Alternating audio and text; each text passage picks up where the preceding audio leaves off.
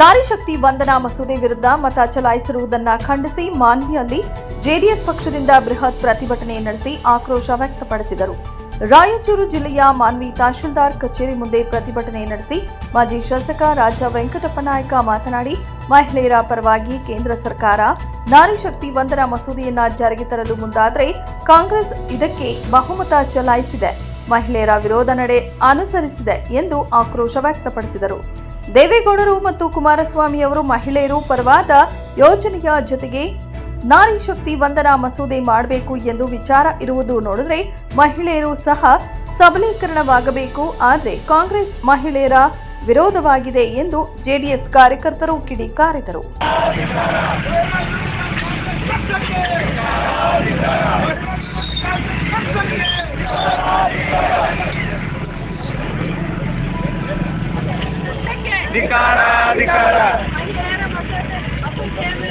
ತಿರಸ್ಕಾರ ಮಾಡಿ ಕಾಂಗ್ರೆಸ್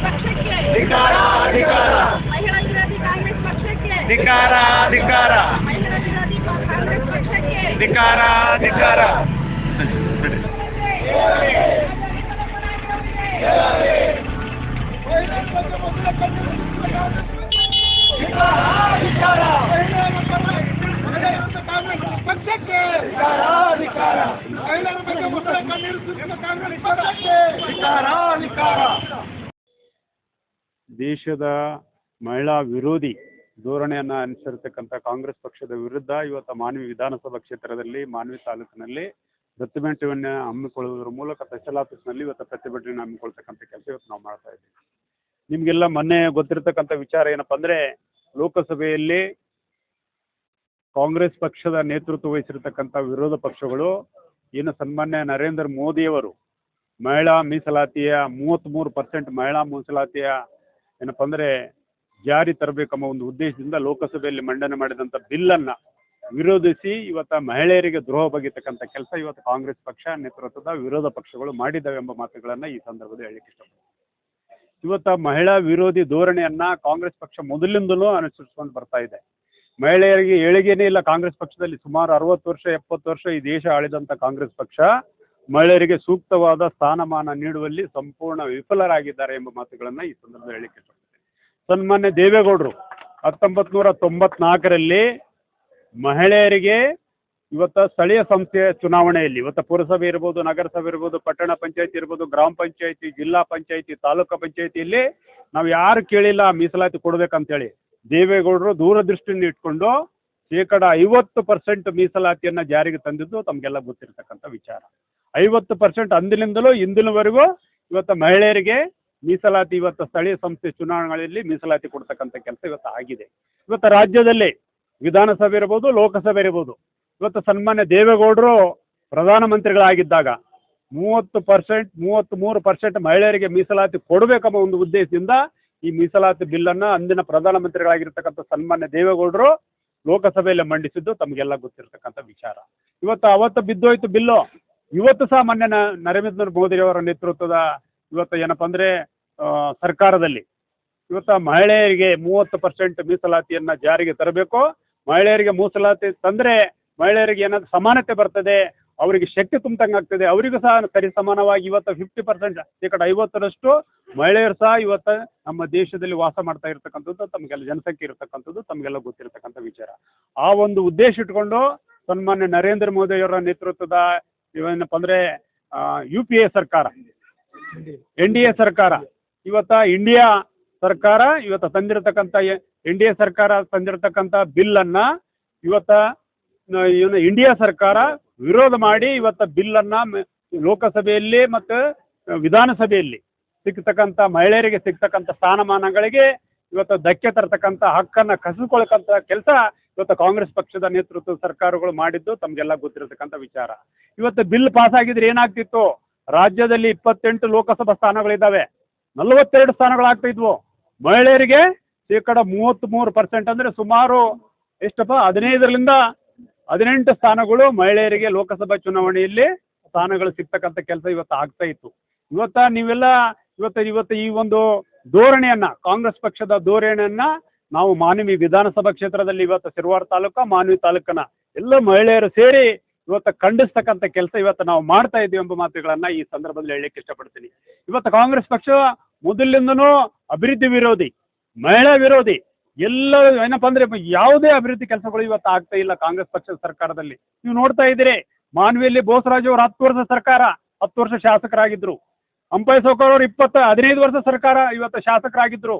ಸುಮಾರು 25 ವರ್ಷ ಆಡಳಿತದಲ್ಲಿ ಮಾನ್ವಿ ಪಟ್ಟಣಕ್ಕೆ ಒಂದು ಮಿನಿ ವಿಧಾನಸೌಧ ನಿರ್ಮಾಣ ಮಾಡಲಿಕ್ಕೆ ಸಾಧ್ಯ ಆಗಲಿಲ್ಲ ಇವ್ರ ಕೈಲಿ. ಇವತ್ತು ಕುಡಿಯ ನೀರು ಮಾನ್ವಿ ಪಟ್ಟಣದ ಜನತೆಗೆ ಕುಡಿಯ ನೀರು ಸೂಕ್ತವಾದ ಶುದ್ಧವಾದ ಕುಡಿಯ ನೀರನ್ನು ಒದಗಿಸಲಿಕ್ಕೆ ಇವತ್ತಿಗೂ ಆಗಲಿಲ್ಲ.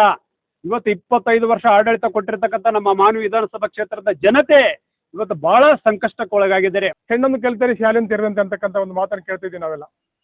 ಅದೇ ನಿಟ್ಟಿನಲ್ಲಿ ಇವತ್ತು ಮಹಿಳೆಯರಿಗೆ ನಾವು 33% ಅನ್ನ ಮೀಸಲಾತಿ ಕೊಟ್ಟಿದ್ದಾಯ್ತಪ್ಪ ಅಂತಂದಾಗ ಮಹಿಳೆಯರು ಕೂಡ ಏನ್ ಮಾಡ್ತಾರಪ್ಪ ಅಂತಂದ್ರೆ ಅಧಿಕಾರವನ್ನ ಅನುಭವಿಸಕ್ಕೆ ಅನುಕೂಲ ಆಗ್ತದೆ. ಸೊ ಯಾವ್ಯಾವ ಕ್ಷೇತ್ರದಲ್ಲಿ ಮಹಿಳೆಯರು ಹಿಂದುಳಿದಾರೋ ಅದಕ್ಕೆ ನಾವೇನಪ್ಪ ಅಂತಂದ್ರೆ ಎಲ್ಲಾ ಕ್ಷೇತ್ರಗಳಲ್ಲಿಯೂ ವಿಶೇಷವಾಗಿ ಶೈಕ್ಷಣಿಕವಾಗಿ, ಸಾಮಾಜಿಕವಾಗಿ, ರಾಜಕೀಯವಾಗಿ ಮಹಿಳೆಯರನ್ನ ಏನಪ್ಪಾ ಅಂತಂದ್ರೆ ಎಲ್ಲಾ ರಂಗಗಳಲ್ಲಿಯೂ ಪುರುಷನಿಗೆ ಸರಿಸಮನ ಕಾಣಬೇಕಂತಕ್ಕಂಥ ಮಹತ್ವಾಕಾಂಕ್ಷೆ ಆಗಿರ್ತಕ್ಕಂಥ ನಾರಿ ಶಕ್ತಿ ವಂದನಾ ಮಸೂದೆಯನ್ನು ಇವತ್ತು ನಾವು ತರಬೇಕಾಗಿರ್ತಂತ ಕಾಣ್ತಿದ್ದೇವೆ. ಆದರೆ ನಮ್ಮ ದುರ್ದೈವ ಮೊನ್ನೆ ನಡೆದಿರ್ತಕ್ಕಂಥ ಲೋಕಸಭೆಯಲ್ಲಿ ಅದಕ್ಕೆ ಹಿನ್ನಡೆ ಆಗಿರ್ತಕ್ಕಂಥದ್ದು. ಯಾಕಂದ್ರೆ 2/3 ಮೆಜಾರಿಟಿ ಬರಬೇಕಾಗಿತ್ತು. 2/3 ಮೆಜಾರಿಟಿ ಬರದೇ ಇರ್ತಕ್ಕಂಥ ಕಾರಣವಾಗಿ ಇವತ್ತು ಆ ಮಸೂದೆಯನ್ನು ಏನಪ್ಪಾ ಅಂತಂದ್ರೆ ಅಲ್ಲಿಗೆ ನಿಲ್ಲಿಸಿರ್ತಕ್ಕಂಥ ಕಾಣ್ತಿದ್ದೇವೆ. ಅದು ಮಸೂದೆ ಬಂದಿತ್ತು ಅಂತಂದ್ರೆ, ಜಾರಿ ಆಗಿತ್ತು ಅಂತಂದ್ರೆ ಪ್ರತಿಯೊಬ್ಬ ಮಹಿಳೆಗೆ ಏನಪ್ಪಾ ಅಂದ್ರೆ ಹೆಚ್ಚಿನ ಶಕ್ತಿಯನ್ನು ಕೊಟ್ಟಂಗೆ ಆಗ್ತಿತ್ತು. ಸೊ ಈ ಒಂದು ಉದ್ದೇಶದಿಂದ ಏನ್ ಮಾಡಿದ್ರೆ ಇವತ್ತು ರಾಜಕೀಯ ದುರ್ದೇಶದಿಂದ ಅವರು ಆಡಳಿತ ಅಧಿಕಾರದಲ್ಲಿದ್ದಾಗ ಕೂಡ ಅದನ್ನ ಪ್ರಸ್ತಾವನೆ ಮಾಡಿದ್ದಾರೆ. ಅದೆಲ್ಲ ಇವತ್ತು ಏನಪ್ಪಾ ಅಂದ್ರೆ ರೆಕಾರ್ಡ್ ಇಟ್ಕೊಂಡು ನಾವು ಮಾತಾಡ್ತಕ್ಕಂಥ ಕಾಣ್ತಿದ್ದೇವೆ ಇವತ್ತು. ಆದ್ರೆ ಇವತ್ತು ಏನಾಗಿದೆಪ್ಪ ಅಂತಂದ್ರೆ ವಿರೋಧ ಪಕ್ಷದಲ್ಲಿರ್ತಕ್ಕಂಥ ಕಾಂಗ್ರೆಸ್ ಪಕ್ಷ ಇವತ್ತು ಅದನ್ನ ವಿರೋಧ ಮಾಡ್ತಾ ಇದೆ. ಸೊ ಮೊನ್ನೆ ಲೋಕಸಭೆಯಲ್ಲಿ ಆಗಿರ್ತಕ್ಕಂಥ ಈ 1996 ದೇವೇಗೌಡರ ಕನಸಾಗಿತ್ತು ಮಹಿಳೆಯರಿಗೆ ಮೀಸಲಾತಿ ಕೊಡ್ತಕ್ಕಂಥದ್ದು.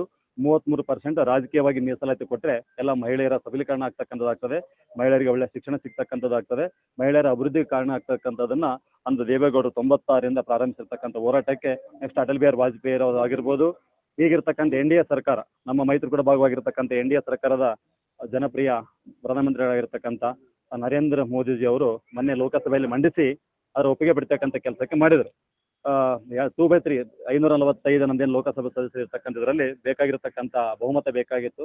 ಜಸ್ಟ್ 42 ಮತಗಳಿಂದ ಈ ಮಸೂದೆ ಫೇಲ್ ಆಗ್ತಕ್ಕಂಥ ಕೆಲಸ ಆಯ್ತು.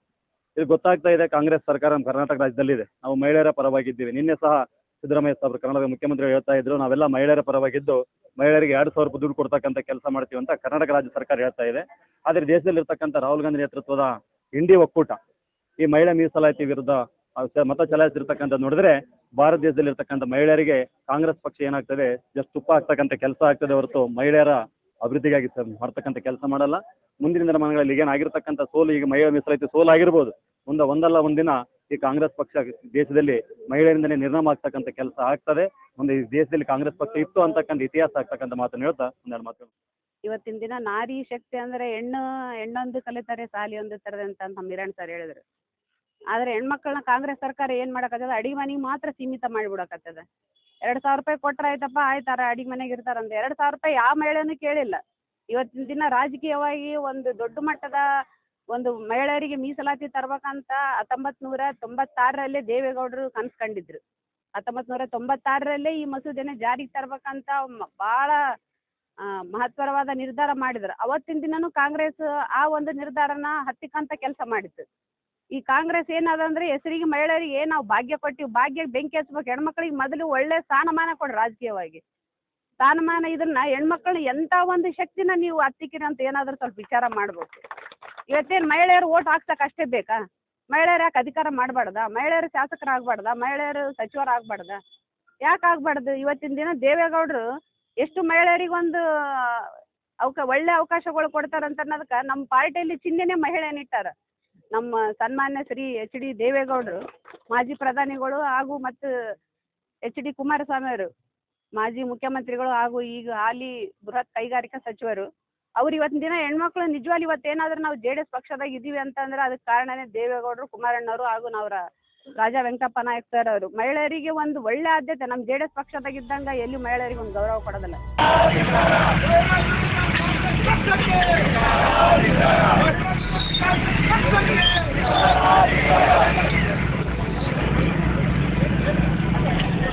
ಧಿಕ್ಕಾರ ತಿರಸ್ಕಾರ ಮಾಡಿ ಕಾಂಗ್ರೆಸ್